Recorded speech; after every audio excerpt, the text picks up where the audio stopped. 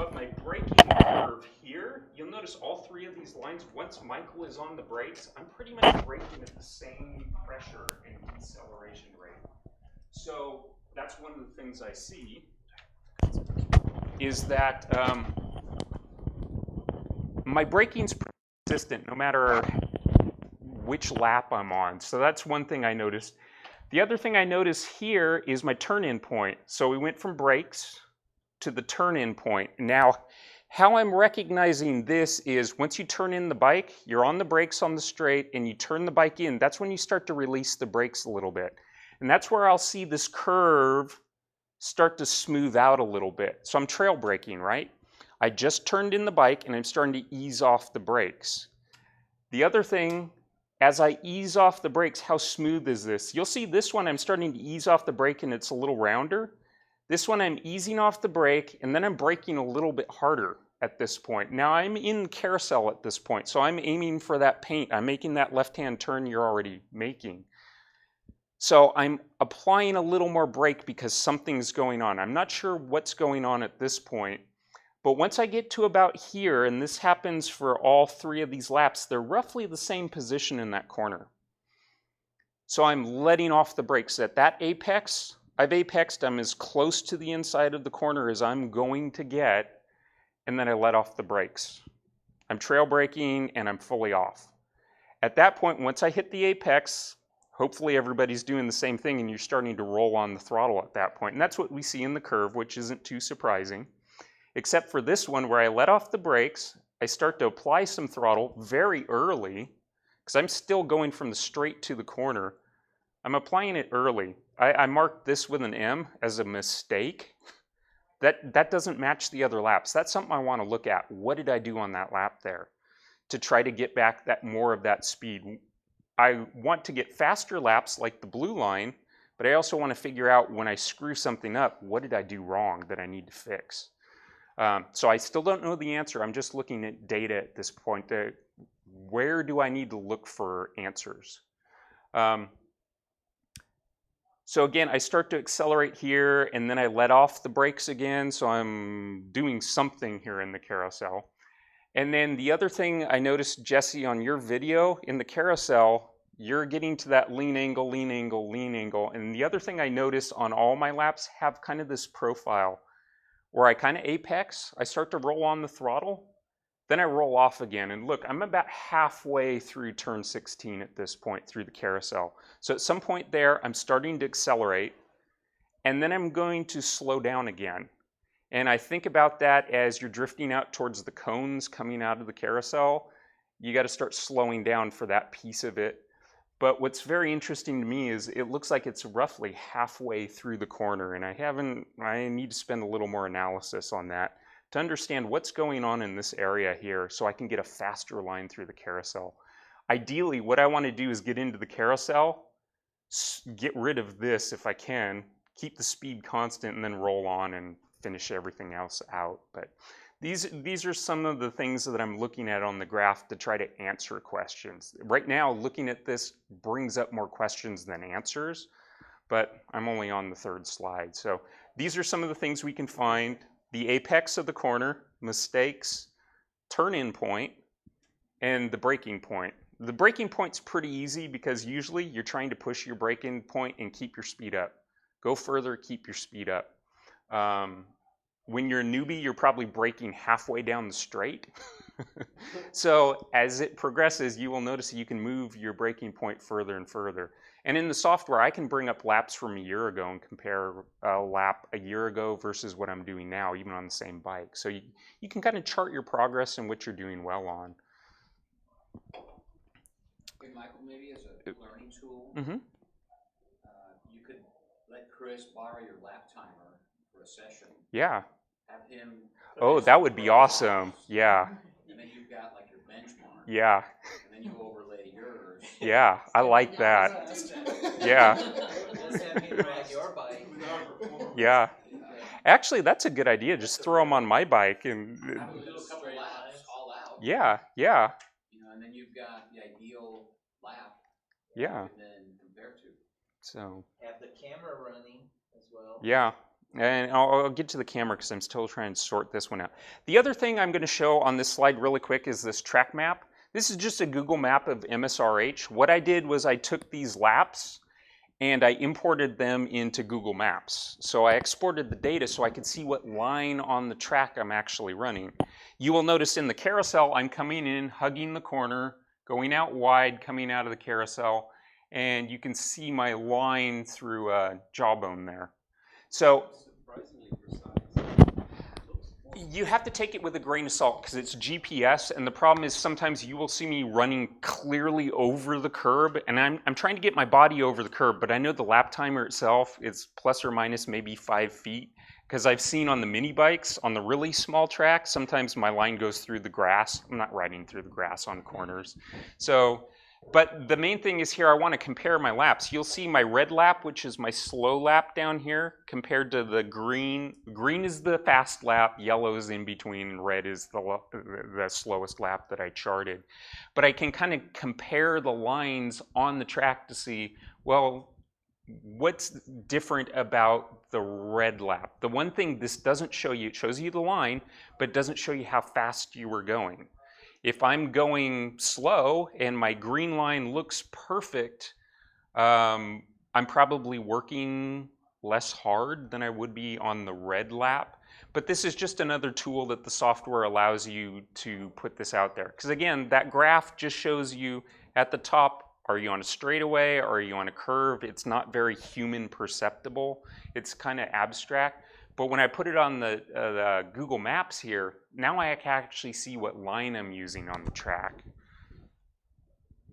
So, Maybe you want to set up the lines. Set up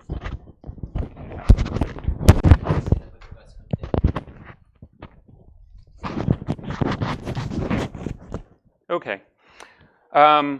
So again, that was the graph we just saw, and I'm talking about these two sections here. Remember, these bothered me. One, because I slowed down for the corner, and then I'm applying throttle to get it back up to speed, whereas it was smooth everywhere else.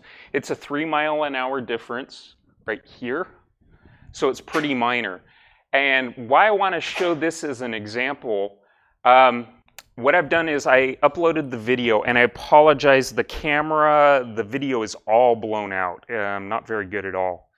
But let me click here. So I'm going to look at that little blip when I was going up the carousel. And when you watch the video here, listen to the engine. Oh, no audio. Okay, so I had it mute. Just hit hover over the video. Oh, yeah. So left. There you go. Yeah, so let me roll this back a bit here. So we're going down the straight, going into Diamond's Edge. We're going to make the left. And right when we come out of the left-hander, right? Oh, I went back too far. Yeah, the video is real blown out. It's hard to see any other background. I think it's a Ninja 600. Let me get back to the section I actually wanted there.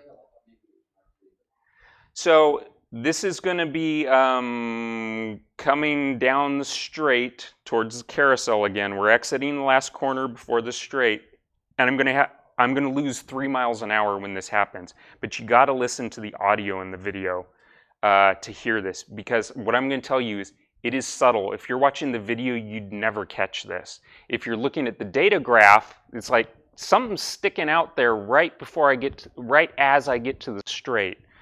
So let me play this one again. And again, use your ears on this one and see if you can hear what it was I did wrong.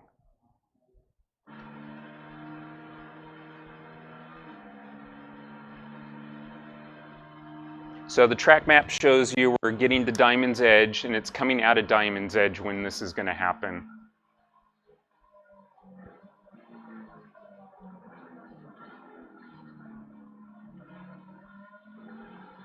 Right about here.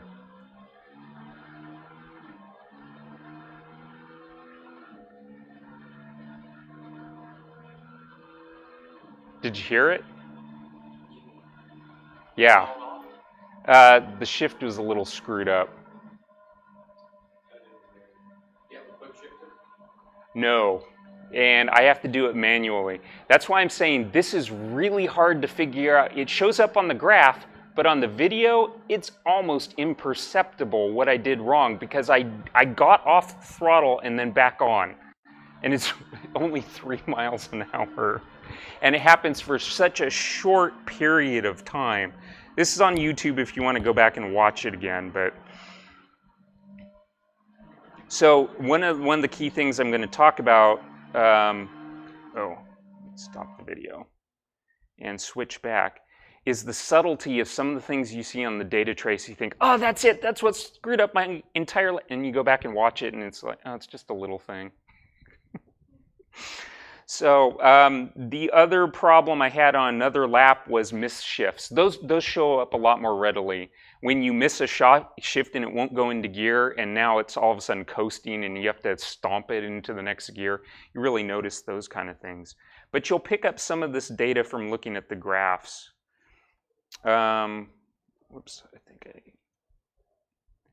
So the next one I'm going to show you here is the split times, and Jason has helped me on weekends and things talking about this particular topic. Because again, what you can do is for your sessions on the track, you have the lap time for every single session. You can go back and look at them side by side. What I'm going to do right now is switch back over to the actual software. Whoop. Go back. And I'm going to pull up the actual AIM software here so I can... Do you have the AIM Solo 1 or the 2? I have the 2, given that it's using... So I've selected my laps. It's going to show me every lap for the session I was in. I threw out the first lap because it's not a full lap. You don't go past start finish, and the times are crazy on that. Again, up here at the top, I have the straightaway on the straight right before start finish, turn 1, turn 2. I have each section that was on that track map before. Just to remind, show track map. This was the track map. That's what I'm seeing on the data, is these green, red, and blue sections on the track map. So I have each lap here, and if I scroll over, and the other thing, if you get into this, get the biggest freaking monitor you can find. A laptop monitor, you really want to have multiple windows open on the screen, but if you're on a laptop and have to do a lot of scrolling, it'll drive you nuts. But I have my lap times for each lap in this column on the left, so I have a 156, a 155, which is kind of my natural, I can cruise at that speed. 155, 154, and after I'm starting to feel good about the first few laps, cold tires and everything, then I start to pick up my pace a bit. So I had a 150 there and a 52 and a 50, 50, 50, so I'm getting comfortable at that point. But what I can look back here at this point is each lap, it's going to show me in turn 3 in blue here, for example, right here. That was my best time through turn 3. So if I wanted to look at video, I would identify that that was on lap number 5. No, let me scroll back over. So I can look at each corner and look at the fastest time I had through that corner. What we're talking about on turn 1, that first right-hander, we're talking about, looks like 0.2 seconds, 0.3 seconds. Not a huge difference, but it's only one corner. But the software will tell me what was my fastest time through that corner. So if there's a particular one I feel really good about, it tells me where to look for this. Look for this lap, this corner. Go watch the video and see what you can learn from that. And you can also look at other things here. But as Jason taught me really well, that what it will do is the software here will take your best time in each section. So you'll see lap 9, I had my best time in turn 1. Turn 2, the best lap was turn 11. It's kind of all over the place.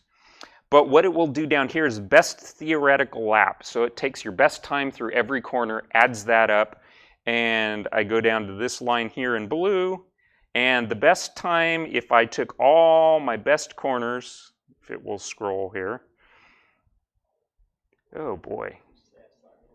Yeah.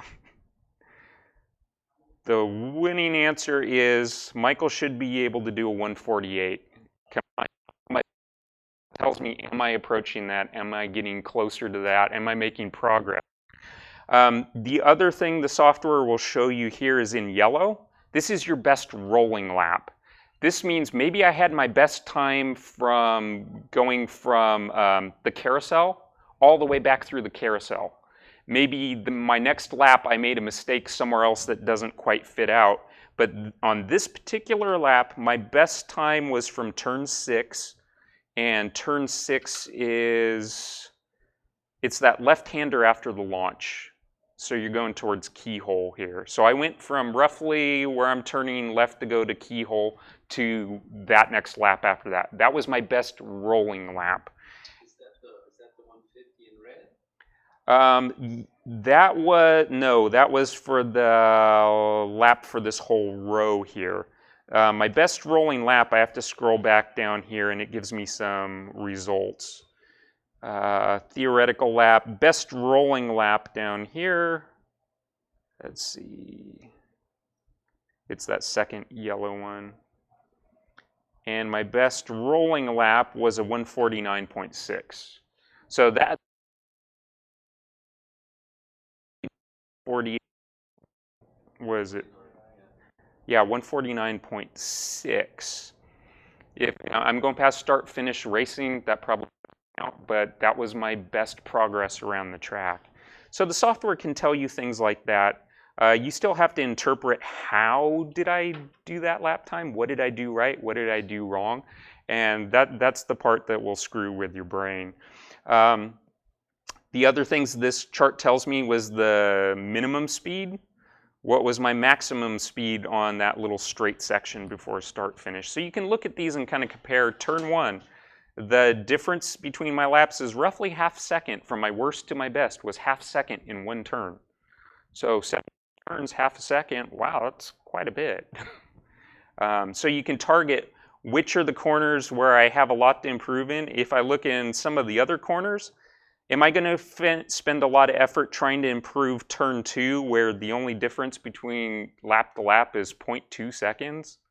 If I cut that in half, it's 0.1 second. I'm probably not going to spend my effort there. I'm going to look for where there's a bigger standard deviation, which it also tells you that down here on this row. So the lower the standard deviation, the more consistent you are riding around the track. So look for the places where you're not consistent and see. That's the place to start looking for clues. What am I better?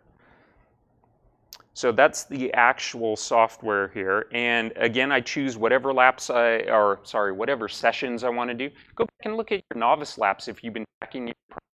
Go back, look 2 years ago. Same bike, same track. How am I doing? Is my standard deviation getting better? Am I being more consistent? Because it's one thing to be faster, it's another to be consistent. You know, guys go out and turn impressive qualifying times, turning incredible laps. They can't turn every lap at that speed. They can put together 1 or 2. And then you got people like Lorenzo that take lap time and they're like 1/10 of a second. There's no difference between the laps as long as they get a clear lap. So, anyway. Sorry, what's the visualization in the software? How do we get there? So what I've done here is in the software, there's this view menu and you can turn things on or off. And the one I'm looking at here is called split times. And what happens is once you open these, you'll see at the very bottom of the screen, all of these things I've opened that have check marks up there appear at the bottom of the screen. So I can literally just jump to any of these. Split report, that's the one I have open right now. If I want to go back to my measures graph, this is my chart of speed over position on the track. And if you have a big monitor, you could have all of these open side by side and look at them all, which is great. Yeah, so this one again on this chart, I can click any point on the chart and move my pointer. Now, one of the nice things is once I pick a spot, and this is going into the launch, this is roughly where I'm decelerating. Let's look at my minimum speed. I just went over the launch here between 2 laps, and I want to know, well, where is that exactly? So I'm going to come up here and view the map, show track map. boom, when it comes up, it's hard to see, but there's a crosshair in turn 5. So I just picked my spot on the graph, the chart of speed. Where is that on the track? So I pull up the track map. If I jump back over here and I choose this point, midway through carousel, that's where my speed came up, and then I'm rolling off in the middle of carousel. So you look at where it is, I'm getting ready to set up for jawbone, and I'm starting to scrub off speed for that. What if I could not scrub off speed and just have a consistent curve going in? Can I do it? I don't know that I can. Because every time I get there, it's like, oh shit, I'm gonna run off the track. I need to slow down. So that's a possible area for improvement. But again, you can see where I'm starting to slow down, lap to lap here. This is about 3 miles an hour difference, looking at the chart over here, 74 versus 76. So it's interesting to see some of these items here. Oh, this is even better. At this point right here, that's what I want to see. And the little readout over here, the blue line is 78 miles an hour, the green one is 73. So that's my difference in speed. So that's about 5 miles an hour difference at that point. These are some of the things you can pick up from the data by using the software. So good old track map. The other thing is I can also click on the track map, and it will show me where I am here on the speed graph if I scroll to the right point. One of the problems here is you'll have the graph goes higher than you have room for on your screen. Again, here I am on the straightaway, about midway going towards the launch on my track map. So again, it's back and forth. You can click the graph, or you can click the track map, and then it'll point you in the right direction from there. So let's go back here. The next one I was going to talk about was, I talked about a little bit before. Once you pick some laps, you can export those and open those in Google Maps. Right now, it's really hard to see these unless you scroll in. So what I'm going to do at this point is pick my laps, and I'm going to go up to File. I'm going to show you how easy this is. This is my only real hands-on demo. I need to save my file somewhere, so I'm just going to choose my Documents folder, Sample Laps. I'm going to save it as a file here, and it's going to save it as a Google Earth file format here. And from this session, all I have to do is come down here. I want to see lap 9, I want to see 10, and I want to see 11, because they're roughly the same lap times. If you look at this, we're talking about maybe almost a second difference. So I'm going to select my laps. I could select all my laps, but actually unselect all. I want to grab a few. Because the other thing I'm going to say about Google Maps is once you select them, you can have so many lines on there, it'll drive you nuts. So it saved the file. And at that point, I'm just going to switch, go to the file, and open it. And it'll open. You have to have Google Earth installed.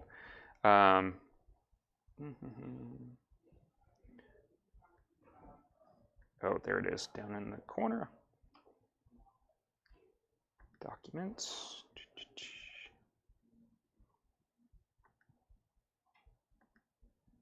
Sample apps. I just opened that exported file, and it'll open in Google Earth. And I'm going to get MSRH is going to show up here. Once we get past the animation opening up. Yeah. So there we are here. So I have my Google Earth here that I can scroll in, and I can zoom in, and I can look at the lines through the corners. So you can see I'm pretty close to the paint there, or at least so it appears. But you can see the difference in the lines down there. I'm switching to this other one that I had previously saved. So the red line is a 1 minute 58 seconds, the other is a 1:53. But I can see the subtle difference in the lines, and I can look at this all the way around the track and compare. Are my lines all that different? Am I doing anything drastically different, or are they pretty close? So this is one of the tools you can use with the data. Again, it doesn't tell me I might have been at this point on the track on the red line, I might have been going 3 miles an hour faster on a different line, but my lap time was better overall. It's just this was one of those corners where I did better in. You can't tell this from this. You can only actually see where you put your tire tracks. So that is the piece of Google Earth. So it's free software. You just export it to the file and take a look. So pick the laps you want to see. Look at them on the map. Because the track map in the software, well, actually, let me get back on track here because I'm going to show you replaying the track map here. So this was another example of going through a keyhole here. The green one was my best lap time, 149, compared to a 43 or a 44 or 54. You can sort of see it in this image up there. It's not real obvious. It's much better to look at this in Google Map. But there must have been a software update at some point, because about a year ago, after Jason first showed me the software, I could only map a single lap at a time on Google Map. Now you can choose as many as you want. You can change the color of the line around the track so you can tell which one's which. But that's been helpful to look at, especially when you have really weird that happened and you wonder, did I run wide on that corner? So that's been helpful. We talked about that one.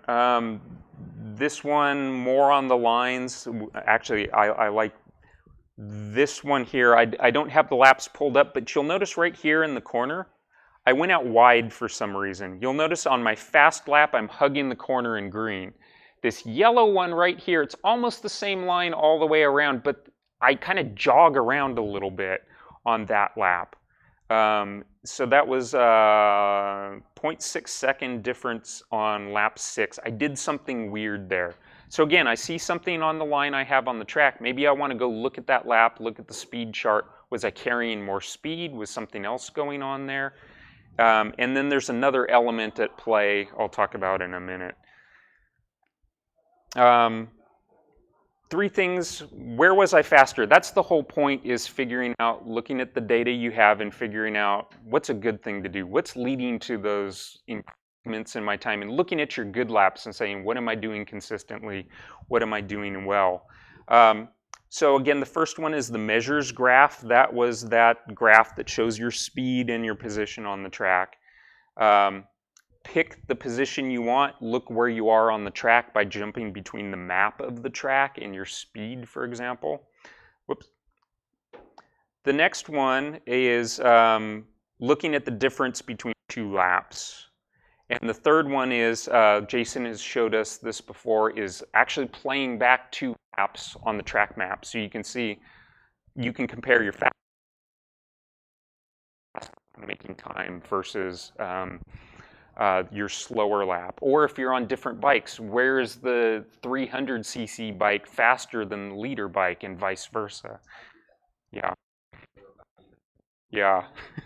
It's like you end up with the same lap time, but where you're faster can be very, very different.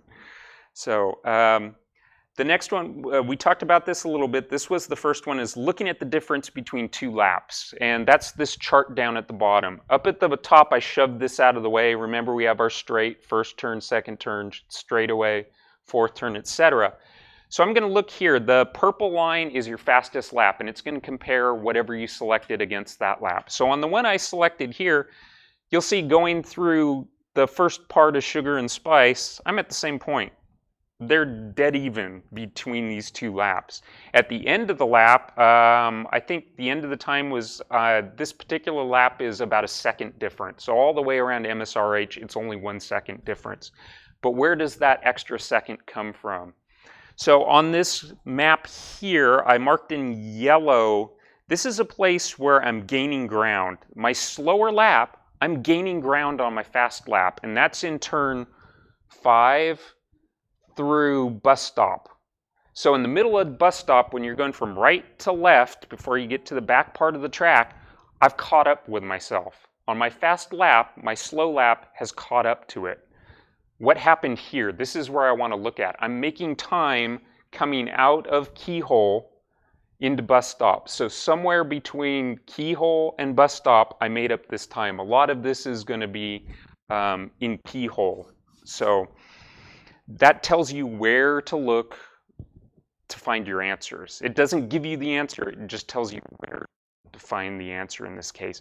And this graph, you can plot multiple laps at the same time. Any one you have selected up here, it's going to show up and you can compare them. So look at those places where you're bettering yourself and look at what's going on there. The other thing that could have been happening here is lap traffic. You catch up with another rider that's slowing you up, and all of a sudden, yeah, your slower lap caught you because you had something getting in your way there. This is the one I'll show you really quick.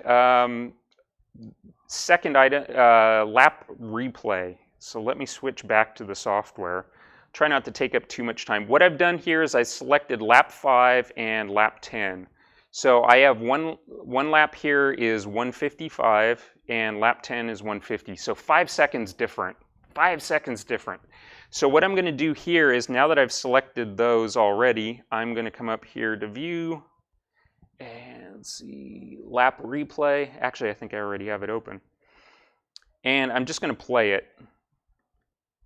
So you're going to see the dot going around the track. The bikes are on top of each other. The fast one is going to be the one in yellow, and the one in green is the slower lap. So you can see through sugar and spice, I'm starting to pull ahead of myself on the faster lap, just a little bit. But I'm pretty much keeping up with myself at this point. I'm not really pulling ahead. So this part of the track, whatever I'm doing, isn't making the big difference of 5 seconds. So I'm going over the launch, and we're going into keyhole, and it looks like I'm starting to pull ahead coming out of the launch. So I may have transitioned through those corners better or been on a better line. And then through keyhole there, I pulled quite a bit of a gap. It's starting to get kind of noticeable there. And then looking again, look how far I'm really starting to pull. So I'm really continuing to make time here. Right there, that was huge. So my entry on my slower lap into bus stop, I really bled off a lot of speed there. So I've noticed sometimes, Michael, when I do these replays, that you can trace some action 3 or 4 turns back. Yeah. That resulted in like something over here at Diamond's Edge from things that you did at the bus stop. Yeah. You can see it in the data. Yeah, especially the speeds you reach at the end of the straight. All of a sudden there's like, wow, there's 10 miles an hour difference, and on other laps there was only a couple. So this, yeah, this is the actual time it takes. The one thing that throws this off a little bit is you can actually pass yourself by occupying the same position. On a real bike, you would have to get off the line to get around someone some other way. But here, the dots just go through each other, so wish I could do that in real life. Well, the other cool thing is you can import, like I could send you in an email one of my. Yeah, we've done that before, and it was. You can replay it alongside yours or anybody here. You can have like a virtual race. Mm-hmm. It doesn't care; it's just a file. Load as many as you want. Yeah. Analyze multiple runs from multiple people. Yeah, because we've been able to chart things on the graph before, and I can compare Jason's times to Claudio to me to see who has the better lap in what section, especially when we run the split report. If I really want to look at turn 3, who's doing well in turn 3? Oh, Chris, I need your data, please. I need to see what you're doing there. So I can take a look at some of those items. I was gonna ask you, are we able to go into that view and play just that one section to look at the whole lap? So what you could do here on the lap replay, let me see if I still have it open, lap replay. So I think I can push it to a specific spot down here with the buttons. So if I want to move ahead, I can literally manually move it to where I want it. And then I can play it from that point. Now I'm not sure if I can manually enter where I want to start and stop. I was hoping I could just click on the graph here and have it move. But You can, but you have to be in another view. I don't know if you have it set up. I don't want to derail the demo, but yeah. up at the top, right under the bill, there's like a little button. Yeah. looking for this one. Yeah. Oh, I'm.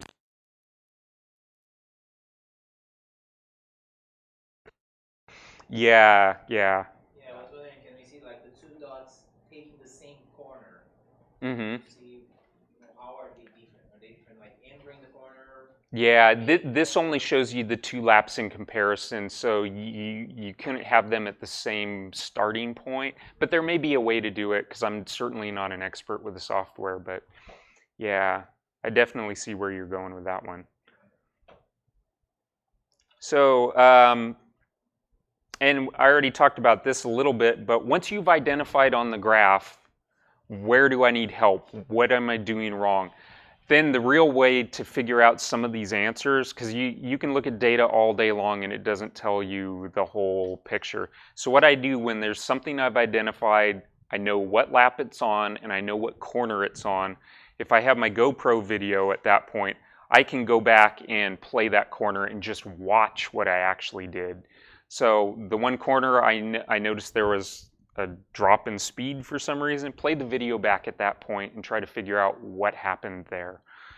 You can look at little things that only add up to 1/10 of a second on a lap, maybe not worth your effort to load up the video, scrub through the video to the point where you want to see it, and then try to figure it out. But anyway, that's why we have video. We shoot it all the time. We probably don't render it and go back and watch 3 hours of video from the track day at the end of the day, because who has the time? I only want to see those that really jump out on the data and say, on this lap in this part of the track, take a look at that and see what's going on there. So, and then you can delete all the video you're never going to watch again and get all that storage space back. So anyway, if you're not doing video and looking at your lap times, one of the challenges is figuring out how you're going to do this record. You could use a GoPro. The software has a camera system that you can integrate with the lap timer that does a better job of time indexing the video. And I don't have one of these cameras, but I wanted to show you guys the idea behind it. So let me go to this. It is hardware, so it plugs into the lap timer. It records the lap times on an SD card. It records the lap times and the video on an SD card, kind of like the GoPros that have GPS in them, where it's embedded in the video. Then the software can read back the video file and also know how to sync it up with the data. Let me switch the view here. Yeah, for this software, it's called the SmartyCam. Yeah. Ridiculously expensive. It's like $1,000. It's not worth it. Just the cam. Yeah. It is very. Yeah, like 500. But if you want to do what Michael's talked about, where you can see like on the actual plot point as where it is on the video, you need Ames camera. Yeah. You can't just take your GoPro.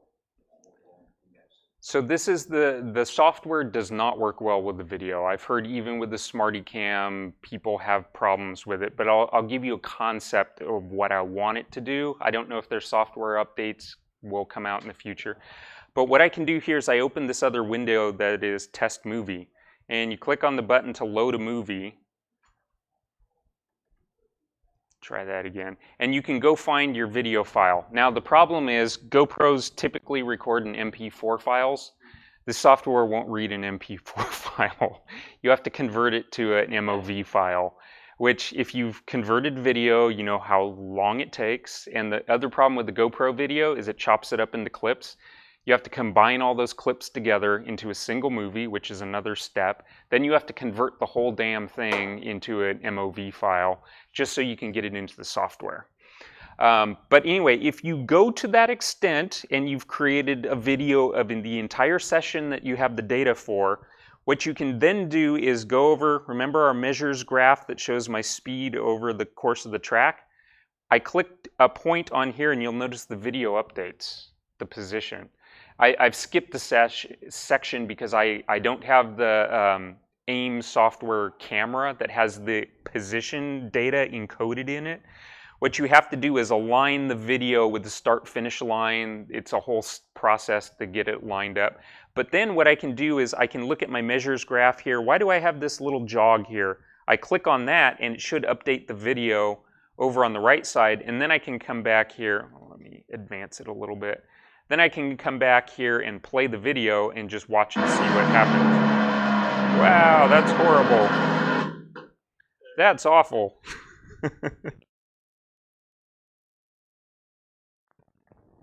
What I don't like is there's not a single button to pause and play. So you go to pause it again and you have to switch over and press the other button. But anyway, conceptually, this is what I want the software to do. I want to go to my graph, look for the mistake or the thing I want to see, and be able to click on it and immediately see in the video that part of the track while it's going on. That would be the holy grail for me at this point to figure out what am I doing.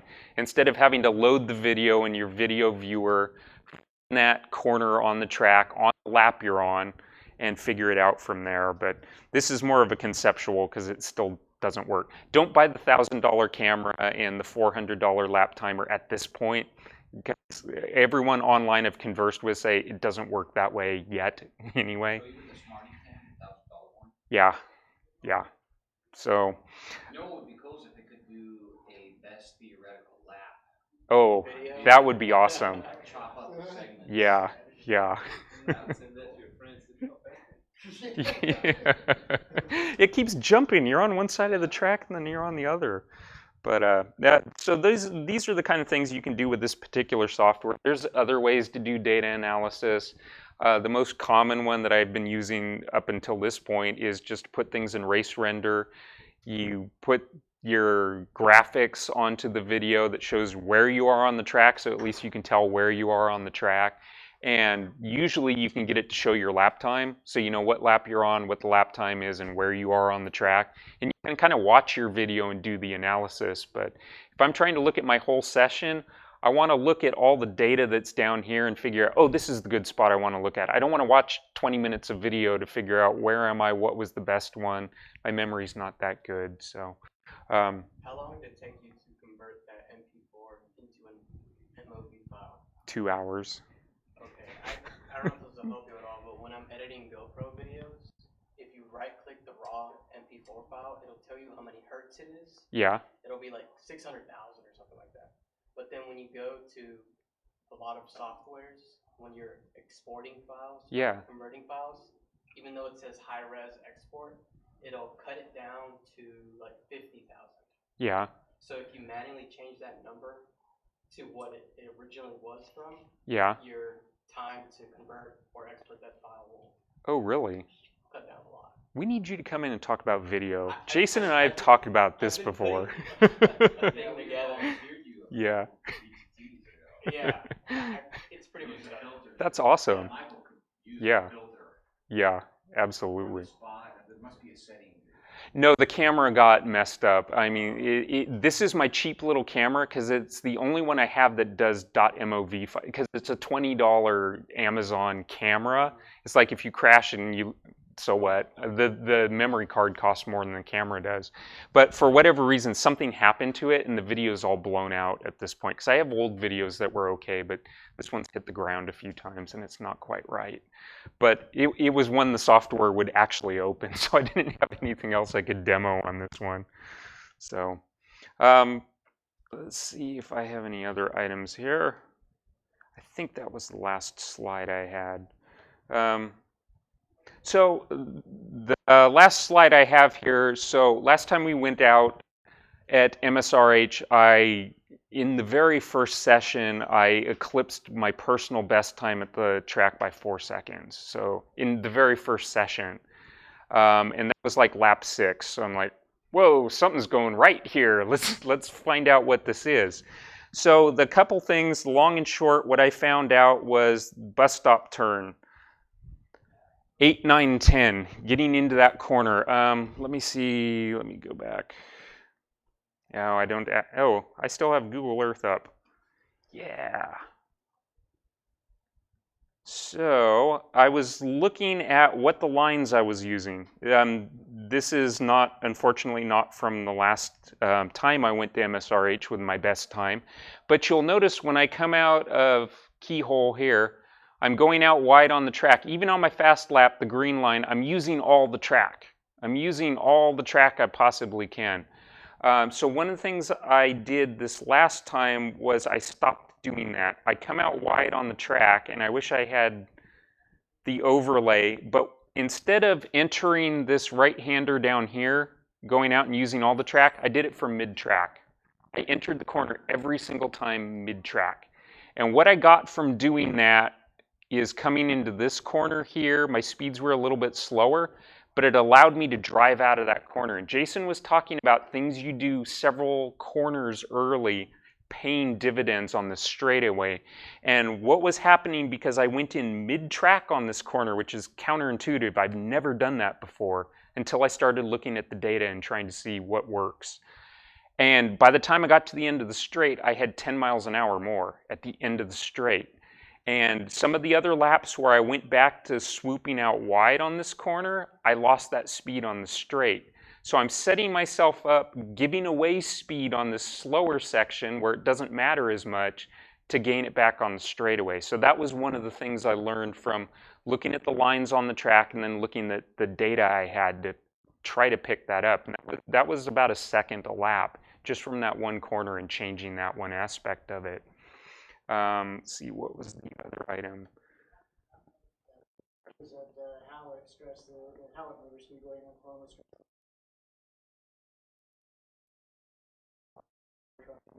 Mm-hmm.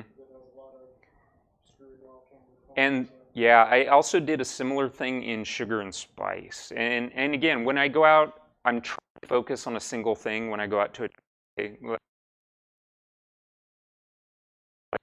I want to target this and this and this and this. And no, pick one or two things and focus on that and see what you can do with it. I really wish I had the Google map of the actual laps I did this on, but this gives me a point of contrast. So coming out of Sugar and Spice here, we're all used to going for that painted curb on the outside. Let's get all the way out there.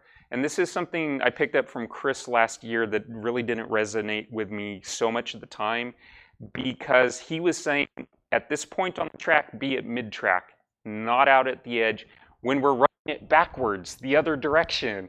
But guess what I found out? Even when we're running the direction we are running, mid-track, I was coming out here, out of this corner mid-track, and that allows me to make a straight shot through all of this. When I make this straight shot through there, I'm getting an early drive onto the straight that comes after that. So I in my videos from last time we went out, I was coming out behind people that would go all the way out to the edge of the track. When we met here, I was on their ass and I was accelerating. They were not accelerating. So that line allowed me to get a better drive out of that corner by not the whole track, which I've noticed this on my videos where I feel like I'm swooping from one side of the track to the other using a lot of energy and a lot of effort, whereas if I just use it and make it a straight shot, because I'm on an SV650, I don't have any horsepower, but straight, I think I got about 0.8 seconds just from that, which doesn't sound like a lot, but when you add a couple things together, even a second and a half. And the rest of it really is suspension, because having cartridge suspension on the front instead of the damper rod forks that Suzuki gave you stock, huge difference. So smoothing out the bumps and taming the wiggles. And the other thing I found out was just making your lines using the Google Maps, looking, are your lines consistent, or are you all over the track, lap to lap, using different lines? So that's something I think you get more from seat time than anything, but you have to know what works and what to focus on. So data is an overload. You can go home and look at this for a week and go, where do I go from here? So these are just some of the things I do with the software I have available and some of the things I have looked at so far. Hopefully I can learn more. This graphic here shows me lap to lap. It just gives me feedback. How close are these laps together? You'll see the first two laps, I don't have tire warmers. My first two laps are chill. I'm just warming up tires. After those first two laps, you'll see I'm starting to get pretty consistent here. This one here with this big green bar, anyone know what that is? This is where I'm following some guys I could not get past, so I just pitted in. I never crossed start finish, so it combined the 2 laps together. It's funny because when I look at the data, I'm like, well, it's the same trace happening twice as fast in this 1 lap. No, it's actually 2 laps, but I didn't cross the start finish line and it never cut off that lap. So that's what happened there in the middle. It wasn't me running off into the grass and having to get back on and having a 4-minute lap. But as you can see, my laps are pretty consistent. The very last lap wasn't complete, so that's why it jumps up like it does. But visual feedback on what's going on. So I don't know if this is helpful to you. Is there anything in particular y'all are thinking about doing along these lines? Because if this is somewhere you want to go, yeah. The one thing I was going to say is I've owned 2 data logger, or I've owned 1 data logger. I have a Solo 2. It's made by AIM.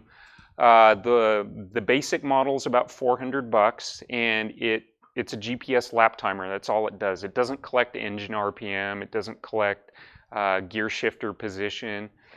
The one that costs $800, no, $700. I had a data logger too, but I couldn't figure out how to integrate it into my bike's electrical. So it did nothing for me. I couldn't get RPM anyway. I couldn't get brake pressure, ABS, anything like that. So I had that for about a year, and the only thing I got for my trouble was it cost more money. It ate up the battery more because the electronics are meant to capture more data that I wasn't capturing. And the cheaper model lasts me all day on a battery. I have no problems with it now. But the data logger I bought, it would be dead by like 2 o'clock in the afternoon. The battery had to be recharged, even with the Wi-Fi turned off and the backlight turned off and everything else. So it's a Solo 2, but the end of the name is a DL, data logger, and it plugs into the ECU on your bike. They have a cable that comes with it. I would love to put it on Jason's BMW and know, because it could tell you the brake pressure. When you touch the brake, it would tell you you're applying brake pressure, and you can look at that data on the map. When did you apply the brakes? The basic data logger tells you when your speed drops. Well, those are kind of interrelated. But if you wanted to see your brake pressure on the caliper, how much finger pressure you're putting on that, the data logger might give you some more clues. The other thing I really love to have from the data logger is engine RPM. Am I cutting the throttle? Am I applying the throttle? What's really happening there? And the other thing I really wanted was to know what gear I'm in. Because as I'm going around the track, if I need to be in a higher or lower gear, it would tell me my fast lap, I was in 3rd gear in carousel. Whereas my slower lap, I was in 4th. That would be useful information to me to have. Because Claudia and I were talking, one of the tips that Chris had was, in some corners, take it a gear higher. You're not going to accelerate as hard, but you get into 2 corners later. We talk about things you do early.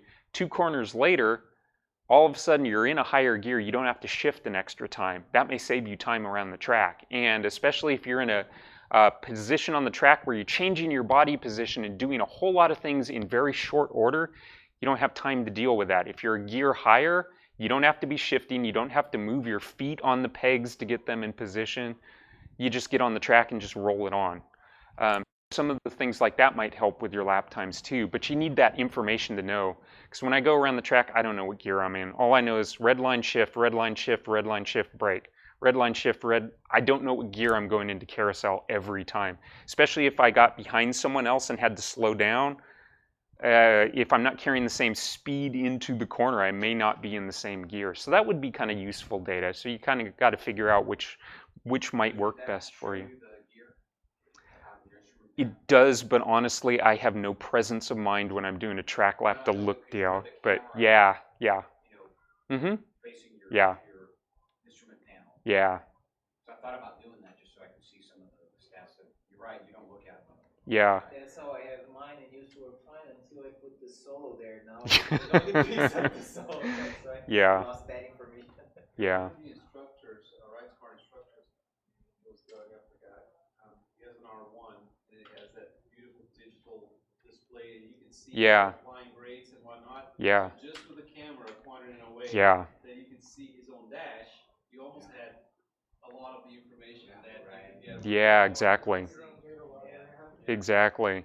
Yeah, the main thing I want is to get the data and what you have on the bike all in one display, but technology evolves, it's changing. So the DL, you think it didn't work because of your bike or because of the I'm not sure why it didn't work with my bike because I got the cable, I plugged it into the ODB2 connection. I had the cable, I just could never get any data out of it. So I contacted the company a couple times. Why is it not working? They said, well, you have the older model, but I don't know that that was truly the case or not. But we tried it on Claudio's bike too. We couldn't get it to work on his. So it's possible I needed a 2013 or later model for it to work. They did give the disclaimer when I bought it that you could rewrite the protocols for it and write your own software to make it work, but that's not at my level. I just want to plug it in and have it work. So I went back to the cheaper model. I sold mine on eBay, got back the money I spent on it. So I came out with a little more money, but I really do like having the data to tell me what I'm actually doing. So it's only $400 for just the GPS now. Yeah. And if you don't have a bike that has all the electronics that can tell you, are you on the ABS, what's your brake pressure, all those other things, are traction control coming on or off? Because that would be something you could look at the chart and go, hey, is the traction control coming on at this point, doing something? Because when you're riding an electronic bike like that, I'm not looking down for the light for the traction control flickering, showing it's actually doing, I don't know, it's seamless from everyone I've ridden. So that might be useful to see on that chart of speed on the track. Oh, this is where the ABS is coming on. You're too aggressive on the throttle. Because sometimes on those bikes, the traction control's cutting in, but you'll go faster if you can just stay just under that so that it's not having to slow you down. Because essentially for traction control to do what it's doing, it's slowing you down to get you back into the limit. And stay just under the limit, you'll actually go a little bit faster. So these are the kind of things we can learn from data. But it's a deep subject, and it really helps having y'all to bounce it. How do I do this? Jason, how do I compare the two laps from two different riders? I mean, this is the tip of the iceberg. Like NASCAR people use this stuff. It's mainly the car drivers that's the market that this was made for. Yeah. They have scientists. I mean, there's a whole programming interface behind the software where you can model all kinds of crazy stuff. We're just using it for the very basics. Yeah. And then another thing I was going to add is, in addition to the post analysis, you can configure the screen of the timer, the data logger, to show you in real time your predicted lap. So when I'm on the R3, I've got all the time in the world on the straights. So I'm just kind of just looking around, and I can actually see, and it'll tell me at my current pace if I'm plus 2 seconds or minus 2 seconds or 0. So it'll tell me how I'm doing based on my previous laps. So Yeah. depending on how you want to use it on the track or after, it's a really good learning tool. It's expensive, but Yeah. Yeah, that's one. Even if you never use the software that comes with it to analyze your data, the lap timer is nice because it has LEDs on it, and it's stupid simple because you don't have time to look down what's going on, but you'll get a green LED if you're going faster than your last lap, or a red LED. And when we were riding mini bikes last weekend, it's like, yes, I got 3 green LEDs, 4, I'm doing awesome, and then I get into a corner, make some stupid mistake, green disappears, now it's turning red. I'm like, well, at least because you can catch the color out of peripheral vision. You don't have to look down at it. It's just green or red, and you notice, oh, these corners on this track, lap after lap, I'm green, red.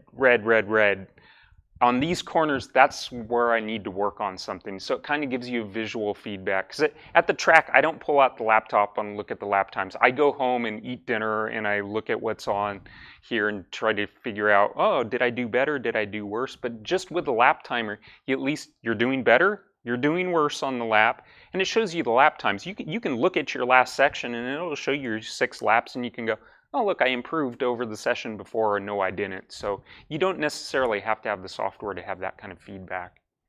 So, but the number one reason I bought this after listening to Jason talk about it because I was trying to time the laps with my bike. You know, you can press the horn button and it'll time the laps. Whenever I go past start finish, oh crap, I forgot to press the button again. And maybe I'd get like 2 lap times on the whole day just because, I forgot. And the other problem is sometimes my body position, I can't get my thumb up there. I have to pick my thumb up to press the button, and this is awkward and uncomfortable, so I never did it, or I didn't press it hard enough. But with GPS, you turn it on, you go out there, every time you go past start finish, it will just time your lap and you don't have to think about it. So it's a little more foolproof than the performance of the cameras I use. Now, there is a budget version of all this that you can do with your phone. Mm-hmm. Yeah. So I have a buddy Yeah. that races, Marcelo. He has his regular phone. He puts it inside of his leathers, and then he has a Bluetooth 10 hertz GPS that he puts on the tail of his bike. It's like $30. Oh, yeah. And the software is another maybe $10 or $12. It's not going to be as accurate as the standalone Yeah. solo, but it works, and it shows you similar, not as deep as this, but it shows you a lot of the highlights, like the theoretical best lap, Mm-hmm. split times. So if you want to play around with data analysis and start getting into, analyzing your lap times, and you don't want to go spend $500 on a dedicated lap timer, download Harry's lap timer, or Yeah. you use that for a while. You can even use your own. The GPS that comes with the phone, it won't be as accurate. Or buy a Bluetooth GPS, eBay, Amazon, and pair it with the phone, and it'll be pretty darn close. Yeah. Plus or minus a couple of seconds of the aim Yeah. So on a budget. yeah, it'll get you started with stuff you already have. So I remember doing that too. But yeah, at some point in your riding, you can't just feel that you're faster anymore. You have to actually start looking at the details. That's why race teams have data analysis people. You're not going to pick it up from the seat of your pants and know, yeah, you can go around corners by carrying more lean anger and taking a wider line. But until I looked at the data, I didn't realize straighten it out. So anyway, I could get higher mid-speed corners before, but that doesn't turn into a faster lap time. So, but if you like just going fast around corners and you're enjoying yourself, do what you like. So anyway, I'll wrap it up there, and I thank you all for bearing with me this long because I'm way over. Oh, this was awesome. No, So. this is perfect. This is perfect. Thank you. We were overdue to touch on this topic. Yeah, absolutely. Yeah, I keep looking for software updates. Yeah, the main thing I really got from this go